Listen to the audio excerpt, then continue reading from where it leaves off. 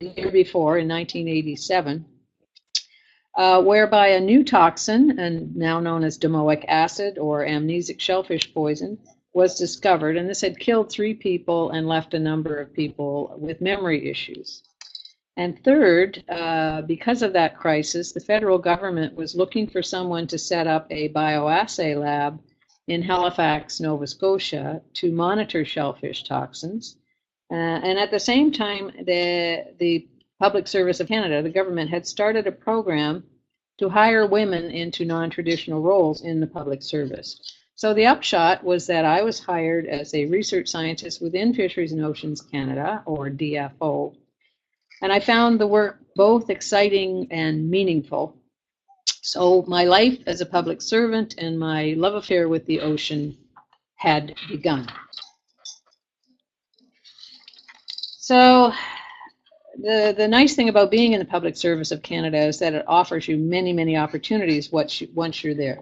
So from Halifax, I went on to become the director of Canada's oldest marine research station, the St. Andrews Biological Station in the neighboring province of New Brunswick.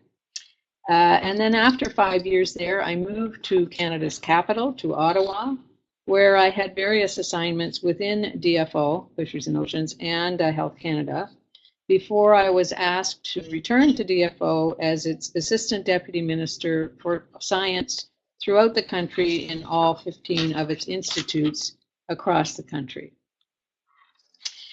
As the ADM, or Assistant Deputy Minister of Science, I was the official head of the Canadian delegation to the Intergovernmental Oceanographic Commission of UNESCO, the IOC, who is hosting us today.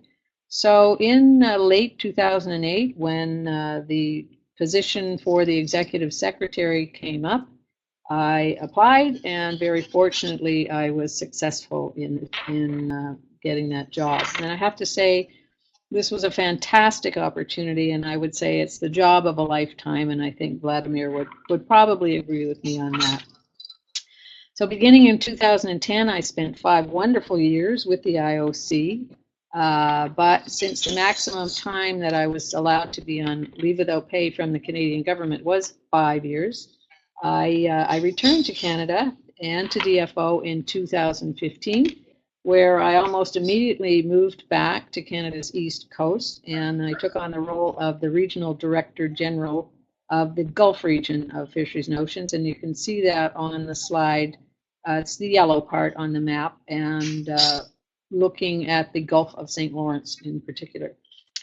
And a year and a half later, after returning to the Gulf region, I was offered my current position as the Chief Executive Officer of the Ocean Frontier Institute. You can see a banner behind me here.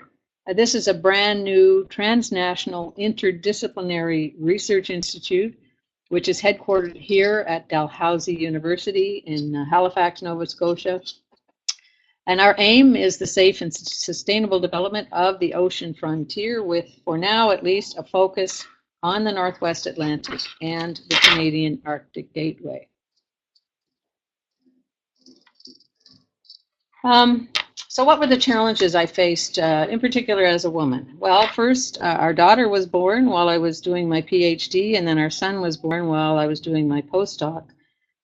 So what that meant was that I was able to take off only a very little time to spend with them in the early parts of their lives, and I found that quite difficult.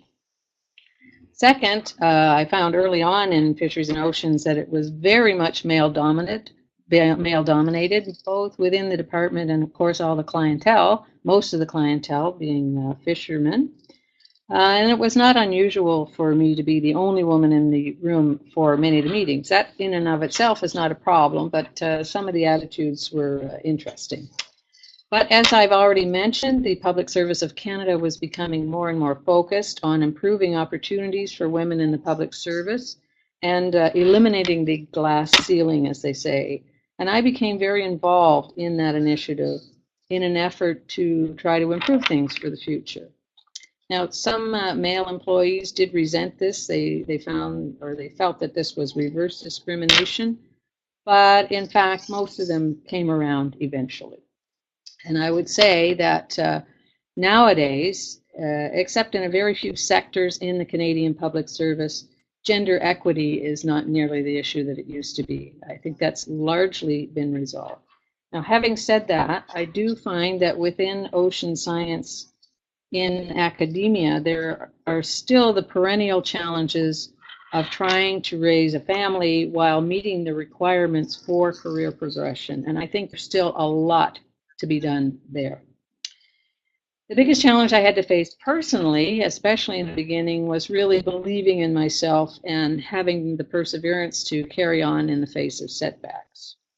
I have to say, though, that I did not face the challenges that many women do, given that I had an extremely supportive partner, a husband who retired in his early 40s in order to look after the home and the children in order that I could pursue my career. Now, my children can both attest to the fact that he is much better than I could ever hope to be as a homemaker. Organization comes very naturally to him, and cooking and dining is his passion. So it continues to be an adventure every night when I get home, a culinary adventure, I would say. And he also continues to be extremely supportive and devoted to our family, which now includes a 3-year-old granddaughter of whom we're all very proud. And I won't bring out my pictures today, but I could if you wanted to. So apart from early on, really the care of the family was not an issue for me at all, unlike so many women in the workforce today. So I have a few suggestions for those of you who are seeking to have a career related to ocean and ocean science. And what would those be? Well, what I'd like to say first is keep your options open. And please remember there are many different avenues to having a career in the ocean issues and ocean sciences. Academia is one route, but there are many others. Government, from federal to community level, non-governmental organizations, intergovernmental organizations, philanthropic organizations, the private sector. If your passion is the ocean, I would say consider branching off into one or more of those other areas, even if it's only for a short time. And I believe firmly that they can all offer interesting and very fulfilling opportunities. Second, timing is everything, and chance, of course, favors a prepared mind. You really do need to be in the right place at the right time. Certainly for me, that's what happened when I became the executive secretary of the IOC. But remember, not landing your dream job or one for which you feel you are the most qualified of everyone is often related to issues that are well beyond your control. So don't take it personally. And as I mentioned on the previous slide, remind yourself that there are other options. And then thirdly, I would say, remember, and this is perhaps most importantly, you can't do it alone. You need others to help you progress. I was very fortunate in my career, and I was helped along by many different people who believed in me, not the least of whom was my husband, and then, of course, my family. I would say if you have the chance, choose a supportive partner. That, to me, probably was the biggest thing to helping me in my career. And also, very important that you nurture your relationships with those who do believe in you. Whether you think so or not, you cannot, as I said, do it alone.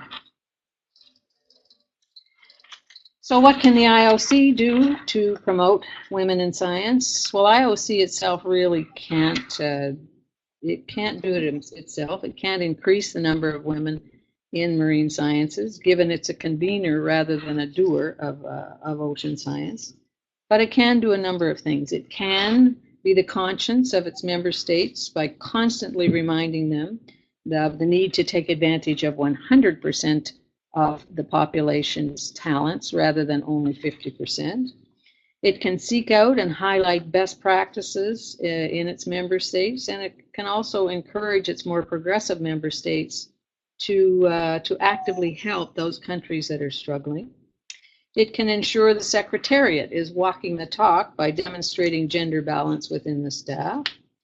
And I can say that it can and it must be tenacious in promoting gender equity until there is no longer a need. So I firmly believe that equality for women truly is progress for all. The theme in Canada this year is Equality Matters, and I also subscribe to that. And I think it behooves all of us to do our part to help ensure that gender equity happens around the planet, our planet ocean. So thank you very much, and I look forward to the discussion. Thanks, Francesca.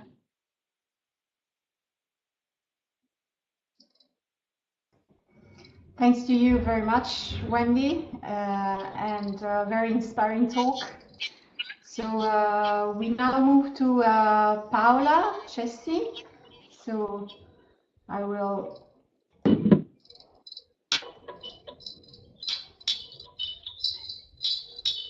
Can you?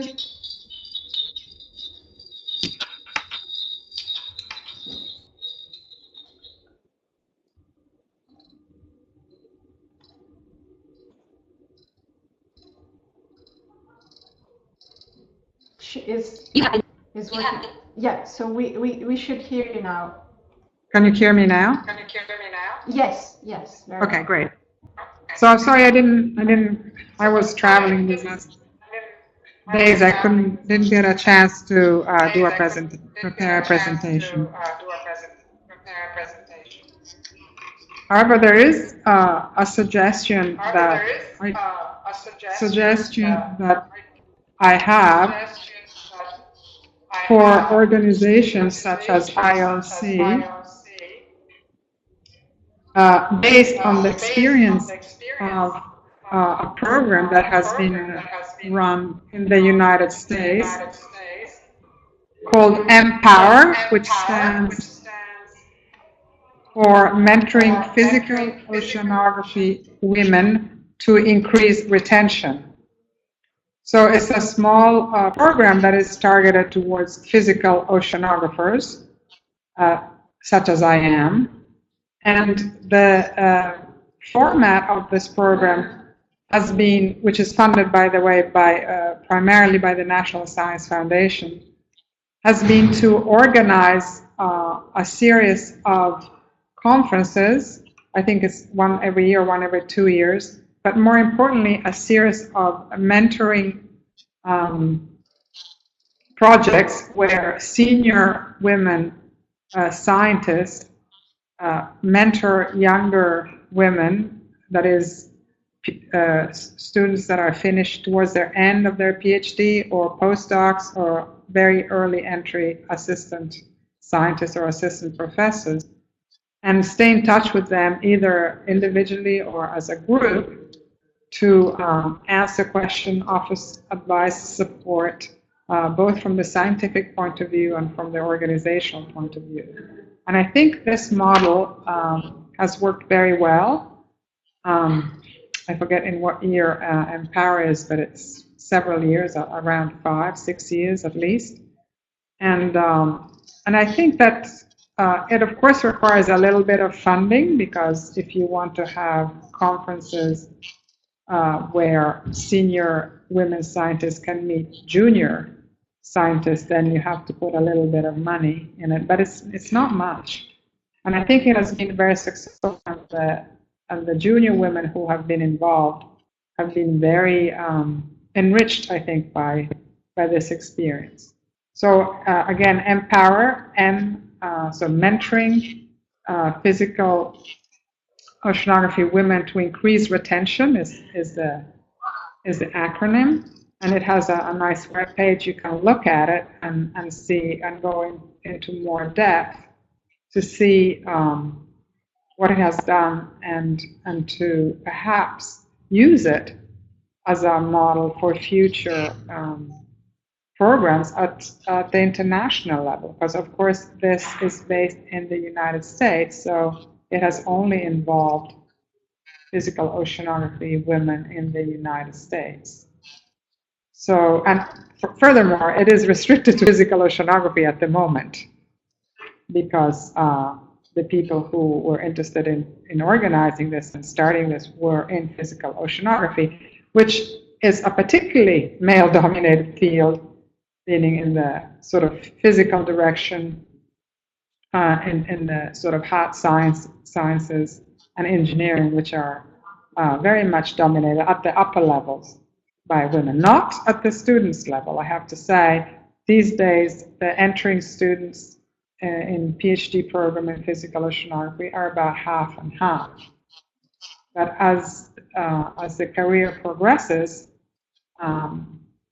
the percentage of women at the higher level of full professors or full research scientists or directors of institutions and so forth are not in the proportion that we see of the PhD programs. So there is much work to do, but I think a lot of it has to do with inspiring confidence in junior scientists, showing them the ways that Wendy was talking about in practice, and also supporting every step of the way, and offering a hearing, a forum for discussion or help or advice when needed. And I think that's been a very successful part of Empower. I see that Fem de Jong wrote, "One junior woman in Empower agrees." So I think there's something to be said in practice, looking at these small programs that could be replicated, I think, either in different disciplines in oceanography or crossing transnational borders. So I think this is all I have to say for now. Willing to answer questions, of course, but as a practical approach, I think this is one that you might think about.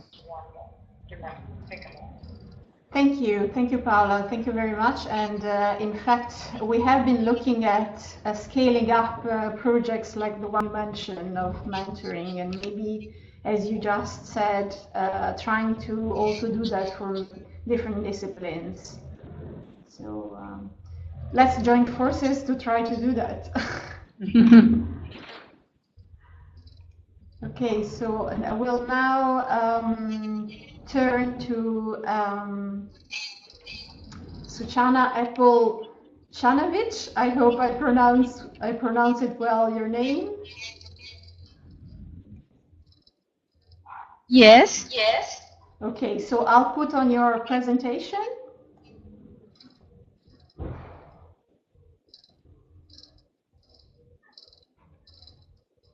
So, and you tell me, and I'll move the presentation forward. Okay, good. Thank you. Can you hear my voice, right? Okay. So, good afternoon, but actually I have to say good evening, because Thailand now is almost 10 o'clock at night. And first of all, I would like to thank the IOC for allowing me to join this event, and I'm very honored for this. First, allow me to give you some my background. As Francisco just introduced me, actually my name is Suchana Epel-Chanovich, but you can call me Apples. Now I'm working as an associate professor in marine science at Chulalongkorn University in Bangkok, Thailand. I actually did my bachelor degree at Chulalongkorn University in Thailand, and then did pursue my master degree at Central Connecticut State University in the US, and then received my PhD in zoology at the University of New Hampshire in the US. Many people have always asked me in Thailand that why I become a marine scientist, why I choose the marine biology as my major when I was a university student.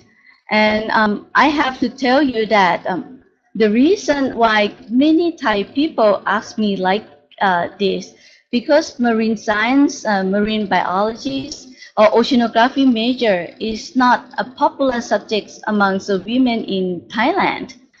And I have to say that in Thailand, working and doing a research related to the oceans, particularly having to work in the field, women still are not preferred. And this may be because of the physical or body strength. However, for me, actually, the first time I thought of studying marine science was when I about 14 years old. Next slide, please. Yeah, I have two sisters. And next slide. Yeah. When I was 14 years old, I remember that one summer, my mom took me to the ocean in the southern part of Thailand, and I was very touched with the beautiful waters, blue color, big fish, beautiful marine creature that swam around me. So in that time, I remember that I told my mom after I got out of the waters that I was going to study marine science. And actually, my mom's a bit surprised.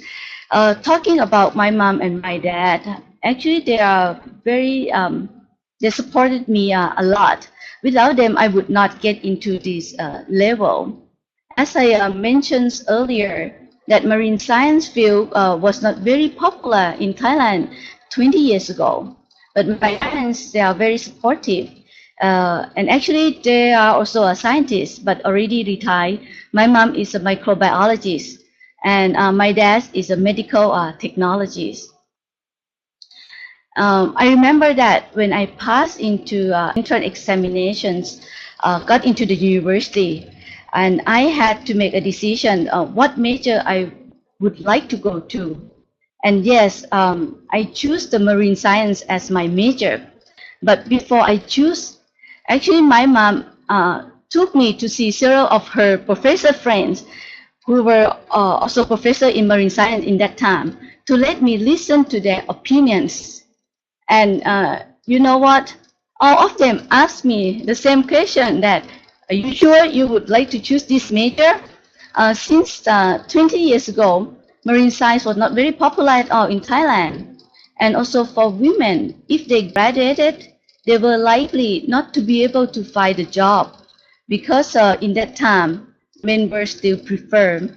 And actually, when we saw the job advertisement, many times that they would put just only one line in the flyer, additional one line in the flyer and say that men were preferred because of the work that need a physical strength and the time that most would have to be in the field. So even though in that time, I listened so many negative things that I would not be able to get the job after I graduate. I would have to get a lot of seasick while working in the field, on the boat, on the ships, and so on. But I still insisted to choose the marine science as my major. Next slide, please. And you know what? Now I'm very grateful that I choose the right decision. Now I love my job. I get to go scuba diving in many places. I got to teach not only at the university level, but many times I got to go to the high school and middle school to share my experience and my research with kids. How about at present now? Personally, I think right now the opportunities for women in marine science and in oceanography in Thailand are much better than before. And this may be because women have already proved to the societies that they can do well in marine science area. In the past, it was a man world, but now it is not anymore. Women also prove that even though their physical strength may not strong equally to men, but they as a woman can do the jobs nicely using other advantages that they have. I have to admit also that now, even though marine science field overall is much better that have more women, but in Thailand it's still largely a male-dominated field. So a lot of time when I sit in the committees for the meetings, I found out that I was the only female in the meeting, and sometimes I feel uncomfortable. But well, my strategy is not let it get to you. Do your best and show that women can do it. Okay, next slide, please. Okay, just showing you that my students will go out for the scuba diving for research. And next slide, please. Yep. And we also, I also enjoy working with high school student, middle school student. Next slide, please. Yes, the same. So what the IOC could do to encourage more women to become marine scientists. In the past 7 years, I am very lucky that I have an opportunity to involve with the IOC Westpac. And I think so far IOC doing quite an excellent job in encouraging more women to, for example, involve with the projects belonging to the IOC, and not just only allowing them to involve, but recognize their work, which is very important. Today's women in marine science still face a challenge specific to their genders. And young women lack of confidence, and they need marine science role model to provide a positive reinforce and to reassure that this career, women can do it and can mix with their family responsibilities. As for the IOC, I think IOC can do by finding more marine science role models for young women to follow or to seek the support for encouragement. IOC could also provide more hand-on experience to young women to let them involve more in marine science, both in the fieldwork and also in the laboratory. Participation, especially at the earlier age, I believe that it is a key to the success of the marine science career. And these are the examples of what the IOC can do. Last but not least, I would like to say to young women that positive attitude is very important. Once we decide that we will go to this marine science career road, we have to go after it. The road to marine science research career is long and demand for women. Thus, person who choose this path must also have to believe in herself and also believe in her ability to do it too. So thank you for now.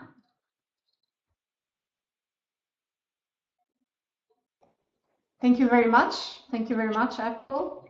So I would like now to open the floor for a question. So if any of the participants has questions for our wonderful panelists, please write them in the chat.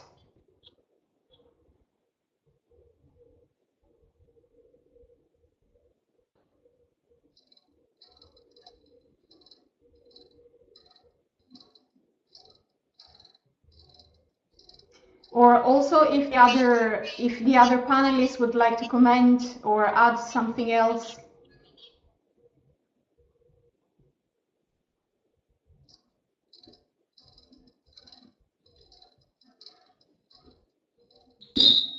Francesca, Yes.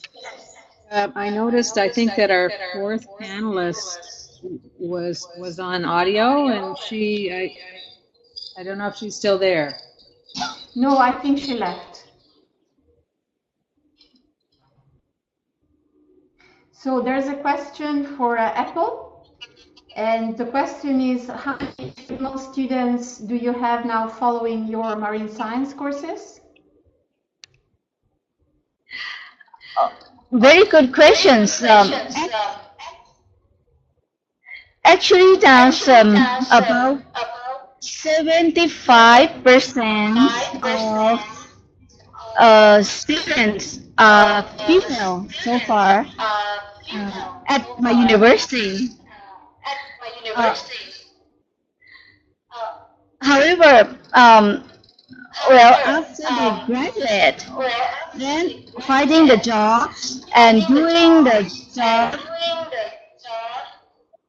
related to marine science, the ratio is quite low compared to male students. So as Paula said, still lots of things to do to achieve gender equality in marine science, but I think if we keep on, working together, we had, more than 80 people registered for this webinar, and on Twitter it was really one of the most popular tweets of the IOC. So I think the interest is there. So yeah, so there are. Participants are thanking for you for inspiring talk and us for having organized this event. And maybe if I can intervene, going back to what we can concretely do. So going back to the mentoring program, because this is, as I said, something we were trying to develop. So, Paula, do you know how this mentoring program was developed? I mean, who started this? Yes. So originally it was, do you hear me? Yes. It was a proposal from one principal investigator, Susan Lozier, that went to the National Science Foundation and was accepted, and then for a few years, and then was renewed given the success. So originally it was started as a outreach component of a proposal, a large outreach component. But since I have the floor, can I make another suggestion? Because I've been reading the comments from various participants, and a few of them pointed out that there are other programs, either in a more focused subject, like I saw one coastal oceanography, and another one which instead expands on all marine sciences, but it is localized in New England of the United States. And I think one of the things that the IOC could do is put up a web page or some other form of information that simply lists these programs so that everyone who's interested could be aware, because I've been involved in Empower, but I did not know about these other programs that were mentioned here with the website given. You can, if you could scroll up, so one is womanincoastal.org, and the other one is swmsmarinescience, or one word.com. So I think just having a web page that collects the web pages of these programs would already be a step forward for hopefully, when you look for women in oceanography in Google, then these web pages would come up. But it would be nice if an international overseeing organization would take the job to connecting them just as a pointer, just as an information point. So I see a question from Denise. If we know about any program in Australia. So I'm not aware of programs in Australia, mentoring programs in Australia. Hello, maybe I can just join from the back. I'm sorry, here's Kirimi. We're also working at IOC and then working on the gender issues as well a little bit. And I really like the suggestion from Paula to create such a Kirsten, website. can you please raise a little bit your voice? Okay. Sorry, can you hear me better now? I think it's really poor A quality. bit better, yeah. Yes, I'm sorry. So, to create such a website is something really inspiring and I think also feasible to do. No, no, those, Kirsten, sorry, we can't hear you well. yeah, my connection is really bad. I'm sorry.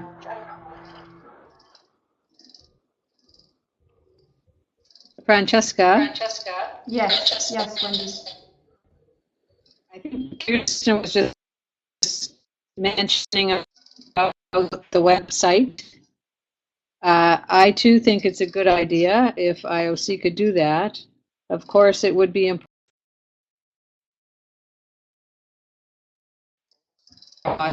One might want it to go, but I think, Paolo, that's an excellent idea for that. I think also, I'm not sure if IOC has attempted to partner with UN Women, but there may be an opportunity there.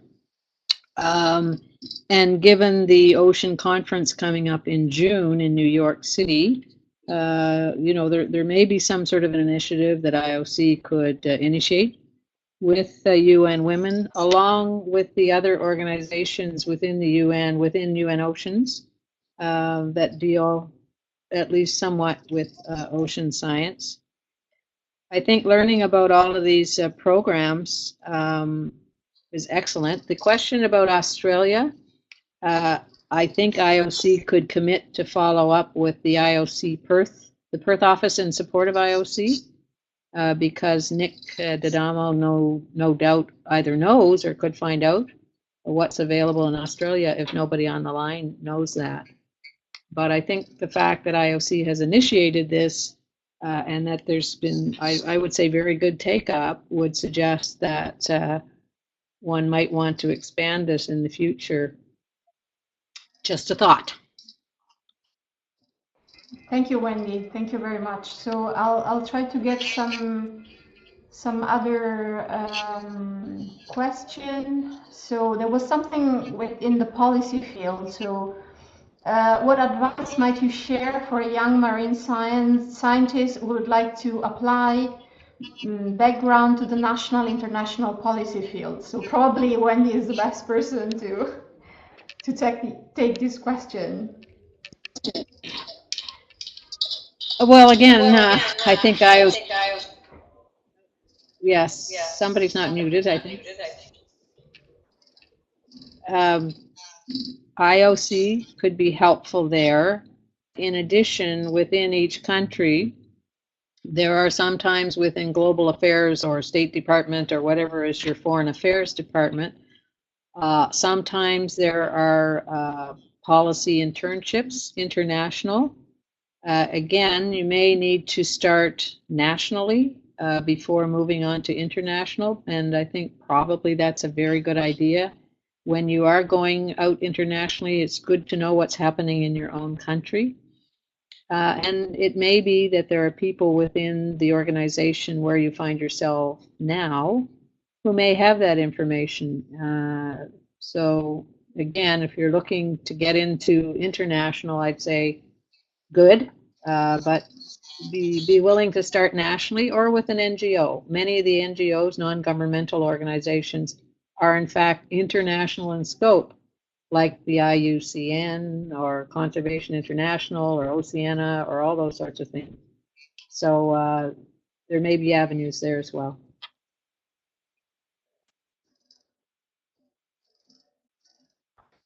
Okay, so another question, I guess for Apple, because it says, are there programs to get women from countries like Thailand to international conferences where they can meet more role models? Very good questions, but so far I'm not aware of such a programs available in Thailand. There are some programs that support in general Thai marine scientists to join with the program, the workshops or the conference, but not specifically for women in marine science field.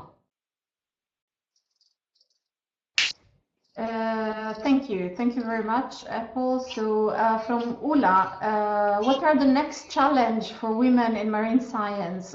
We are already doing a big step in marine science career as women scientists. What will be the next steps? Anyone willing to take this question? Next steps with Wendy? I think we're ready for next steps in some countries, but not all countries. So it would really, some countries, I saw something from South Africa earlier, a question or a comment that, you know, there's a whole spectrum of where countries are in relation to getting women into ocean sciences. So I think we in the more developed countries need to be cognizant of that and trying to help the others. But the next steps, again, it depends on where you are. I must say, and I mentioned it earlier, that within academia, for women wanting to stay in the academic stream, there is very definitely a leaky pipeline, as they call it, that the input is very much better than it used to be. Many more women coming into ocean sciences, but many falling off because of the stress or the requirements of looking after a family while trying to do everything you have to do to get tenure. So within academia, I think there's still quite a bit to do overall, although I believe that some individual universities have done a lot in that regard, and therefore might look to those as for lessons learned.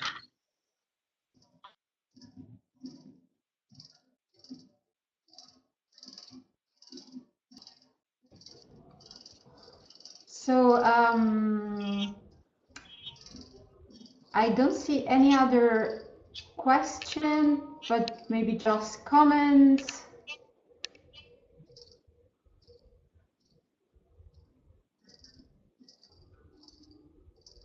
Yeah, there is Masha who is writing.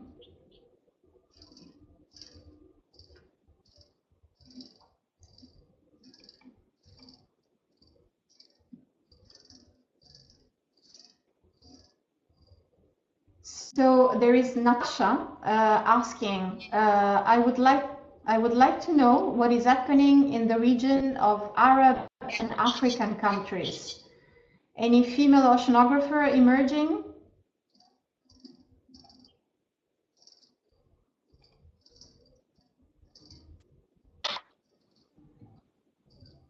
Anyone? Yes, Wendy? I don't really know the answer, but I would hope that within the Global Ocean Science Report that Vlad mentioned at the beginning of this webinar, that some of the Arab countries would have responded, and so there should be some there. I hope there would be information in there, but if not, at least the contacts are there. So you know, the IOC might want to follow up on that if you don't have that information already. And Luis Valdez, who is really leading the Global Ocean Science Report, may have more information for you. So I don't know, Francesca, one of you might want to follow up with him to see if he does.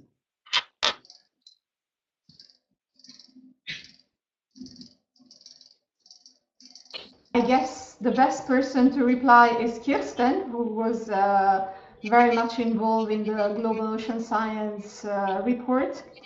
So Kirsten, do you want to intervene?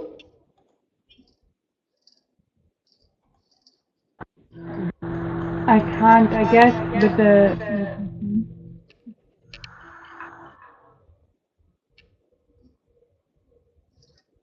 Yeah, unfortunately, we can't hear you well. So Kirsten is writing that in the Global Ocean Science report there is limited information about African and Arab countries.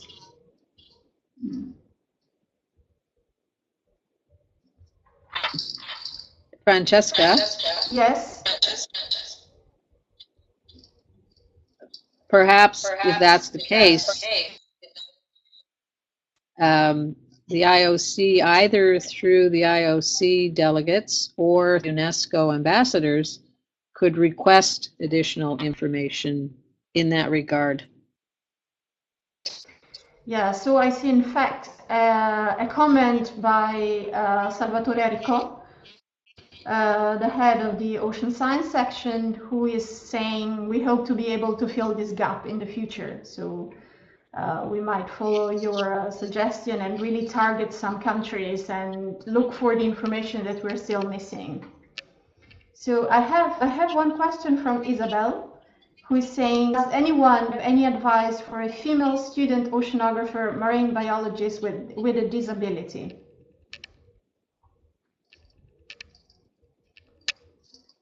Wendy. In what country?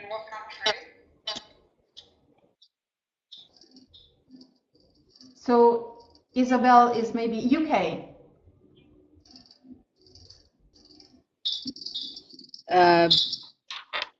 That's a great question because, of course, equity is not limited to women, and there are a number of equity groups, of which one is with disabilities.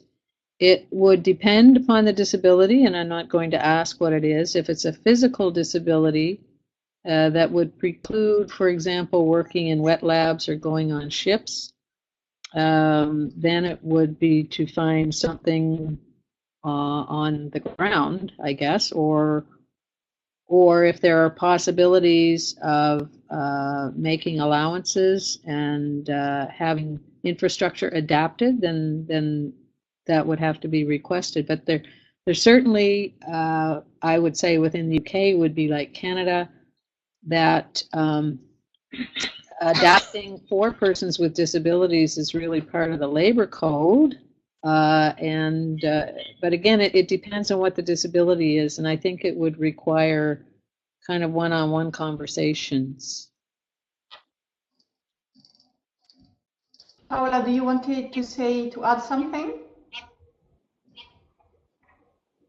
I am not familiar with the legislation in the United Kingdom in regard to disability accommodations, but certainly in the United States, there is the law requires that there are disability accommodation for access or depending what the disability is, but translator, if you need sign language, whatever. So, and there are actually, as part of Empower, there is one scientist, female scientist who has a disability. She has almost completely lost her sight, but she can still work very well with,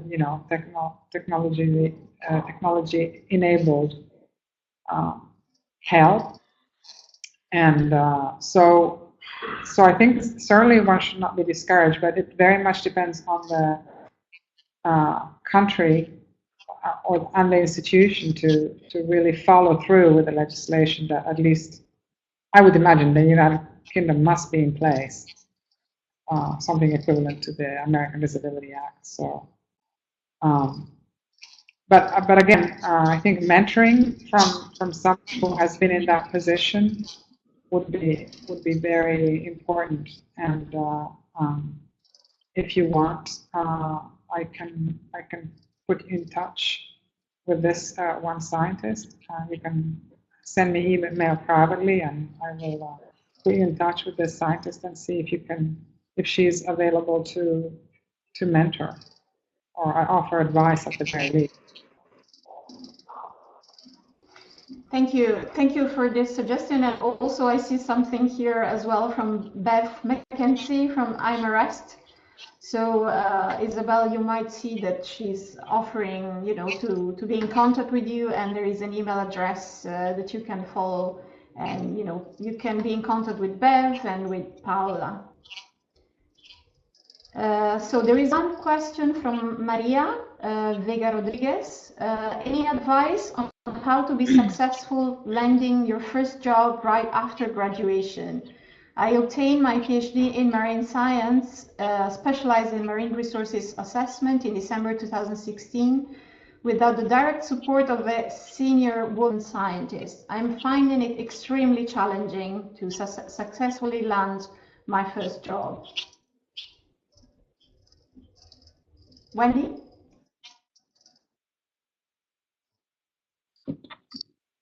Yeah, I mean, I'm very sympathetic. I would just go back to what I said earlier during my presentation, and that is to keep your options open, recognize that you might have to go sideways and to go up. If you want to stay in sciences, you may have to go branch out into policy or get into other areas, still related to the ocean, of course, if at all possible. I mean, that would be the goal.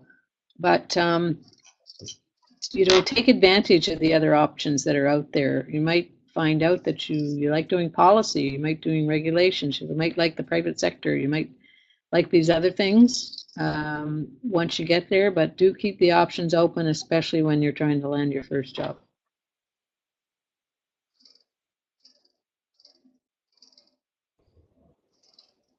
Yeah, so actually I would like to thank my colleague Vinicius because I missed this comment from Masha, who was asking, about how we will collect all this information. And well, first of all, I'm recording this webinar, so it will be available, after for the people who haven't been able to join us in this moment. So this webinar has been recorded, and also, all the chat and the questions. I mean, we will record this, and we will make sure that we will keep this information.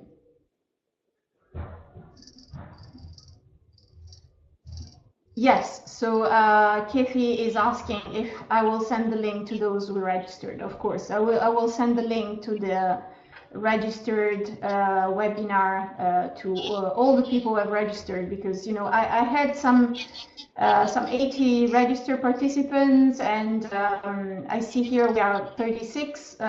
So I know that sometimes it's a problem with the time lag, and I really thank again Apple for being with us. I guess it's quite late for you and early for Wendy, and I think Paola is in Italy right now. And so yeah, sometimes the problem is that finding a good moment, and so that's why I think with the recording we should be able to get in touch with everyone, and I have all the emails of people registered for this webinar, so I will share the information with everyone.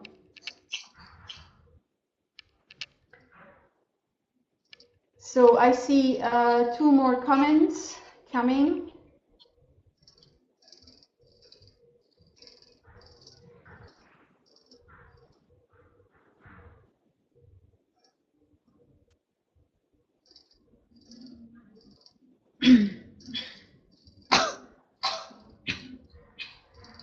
So is just saying that somebody's leaving. So I think it was really great. It was really great to have you all. I really would like to thank again Wendy, Paola, and Apple. You were really inspiring, and it was really good to share your experience and tell us as the IOC what we can do. So I hope we can keep on working together. And we can maybe create a little community of people interested in sharing ideas on how we can improve the situation and how we can all work together. As Wendy mentioned, in June there will be this big conference in New York, so this might be the moment for putting some concrete proposals and see who is willing to support us. Very good suggestion about partnering with UN Women, and you have already started some contact with UN Women in New York, so we might continue there. And yeah, and thank you very much again. I would like to thank again Kirsten and Vinicius, my colleagues in the IOC. We have worked together to prepare this webinar. And although he left, I also would like to thank again our executive secretary, because he was really supportive of this initiative. And so thanks again to everyone, and happy International Women's Day. Thanks, Francesca. And I was just saying, Salvatore was on there too. So we had at least one man. Yes. Thanks, everyone.